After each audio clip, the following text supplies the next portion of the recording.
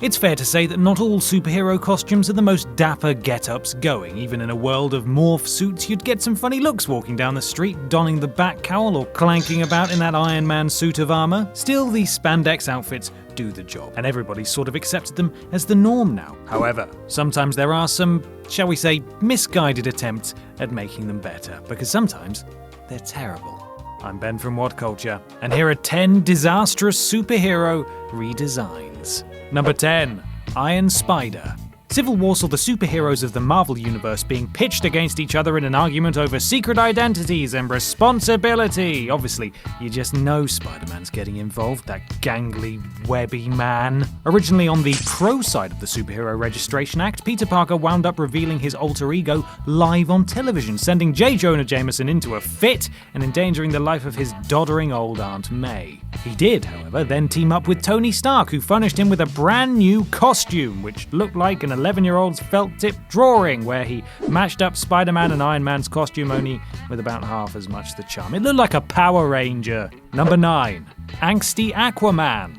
Once upon a time, rather than embracing Aquaman's oft-mocked, goofy look, power set, and secret identity, Arthur Curry, DC tried to fix it, and apparently the way to help a hopelessly silly Golden Age hero is to totally transform him into a grim and gritty 90s superhero, which is exactly what they did. The short-haired, mostly fancy-free Arthur of Atlantis lost a hand, replaced it with a hook, sprouted a goatee, grew his hair out, and for some reason wore a metal breastplate that only covered half of his chest. The original Aquaman attire wasn't the height of style or anything, but it was better than being a Thunderdome reject. Number 8. Extreme Namor. Not to be outdone, Marvel used the grimdark tone of 90s comics as an excuse to give their undersea anti-hero a little makeover as well. Before that, Namor was content to swim around in little green, scaly underpants and not a great deal else. The stupid, sexy seaman has been toned down a little in recent years by spoil sports who insist on him wearing a weird black trousers and waistcoat combo, but that's nothing compared to the weird outfit he was once saddled with, which was more American Gladiator than Prince of Atlantis. The short, cropped hair became a wild Tina Turner mane, and the Speedos were swapped for some pointy armor that looks ready-made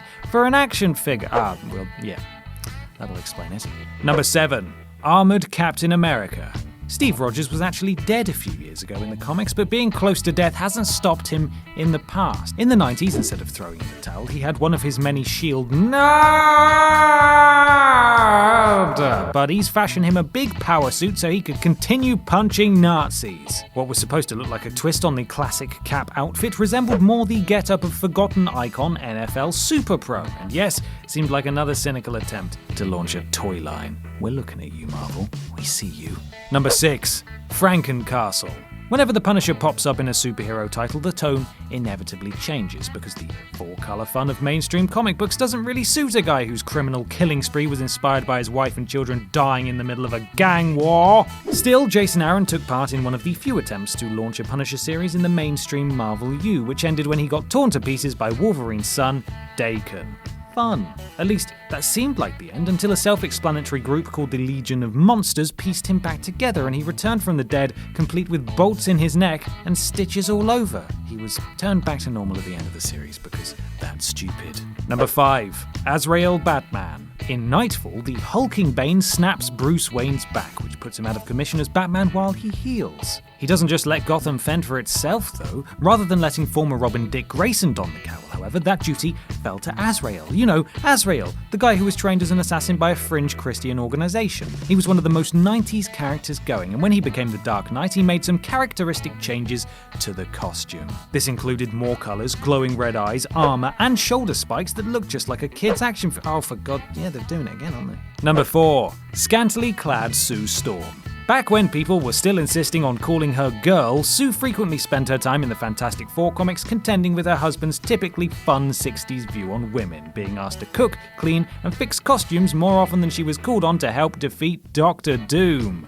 After a while, she graduated to being a woman. Congrats, and her power set increased greatly, and she was finally seen as a valuable member of the team. As a particularly drastic attempt to turn her husband's head, she took some scissors to her classic Fantastic Four costume, cutting a 4 out in the chest to expose her cleavage, and swapping the tights out for thigh-high boots and gloves. He didn't care though, for he loved his science experiments too much.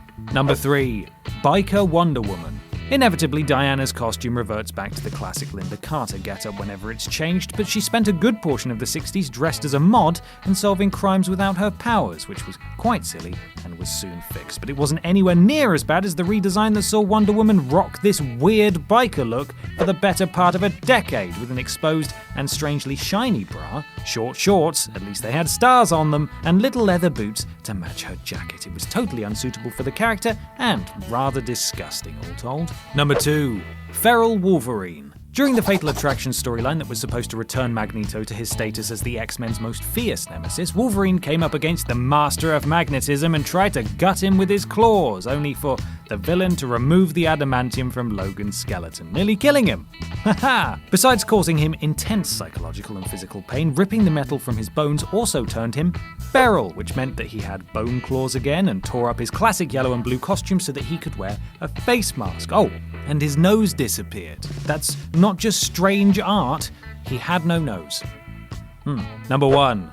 Long-haired Superman. Superman is an alien, yes, but he's also an all-American hero and is supposed to be an example of what humanity can achieve. Part of that involves the red, blue and yellow classic costume with pants over trousers, thanks, and another part is the way he makes time not only to fight planet-eating enemies, but also gets cats down from trees, helps old ladies cross the street, and rescues civilians from destruction. An underrated aspect on top of all of this, however, is the haircut. That short crop with the S-shaped curl thing of a fringe is enormously iconic, which means that when in the late 80s, early 90s he rocked a mullet-looking thing, it was all a bit much. Barely recognizable, Superman looked like a member of Lynyrd Skynyrd, and an icon was ever so slightly tarnished in the process. And that's our list. Make sure you subscribe to the What Culture Comics YouTube channel for more lists like this, and don't forget to visit whatculture.com for daily news and articles.